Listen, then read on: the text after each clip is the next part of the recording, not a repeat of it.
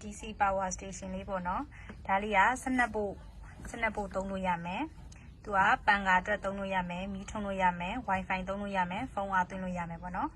စနက်ဖို့မှာသူက5ဖို့2ပေါက်ပါမယ်ဒီ5ဖို့2ပေါက်ကဖုန်းအားသွင်းလို့ရမယ်သူကပြီးတော့အမြန်အားသွင်းစနစ်လည်းပါတယ်ပေါ့နော်ပြီးတော့ဒီစနက်ဖို့ကို4ပေါက်ထားပေးထားတယ်ဒီစနက်ဖို့4ပေါက်မှာဆိုလို့ရှိရင်မီးထုံတာအတွက်သုံးလို့ရတယ်အခုဆိုဒီမှာဒီမီးသီးလေးနဲ့စမ်းပြပေးမယ်နော်ဒါ main power ကိုခွင့်ထားပြီးဆိုတော့ဒီလိုလေးခွင့်လိုက်ရင်ဒါမျိုးမီးသီးလေး4လုံးထုံလို့ရမှာပေါ့နော်ဒီဆက်လေးကအားသွင်းတဲ့အခါမှာအားသွင်းပေါက်တွေအတွက်ဒါဆွေရမီးရတဲ့လူတွေ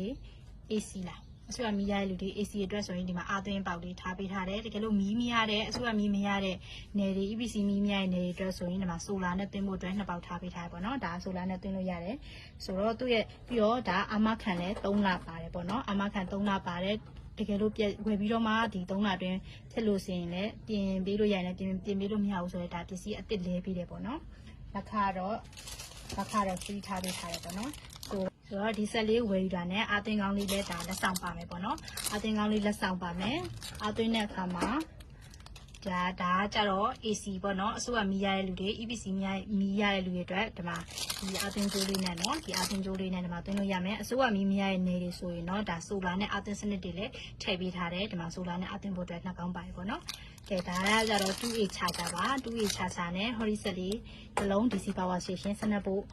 DC Power Station ကိုဒါ3,800ပါရှင်တကယ်လို့ကိုကအားမြန်သွင်းခြင်းနဲ့အားသွင်းပိုကောင်းတဲ့ဟာလိုချင်တယ်ဆိုလို့ရှိရင်တော့ဒီမှာ 5A charger လည်းရှိမယ်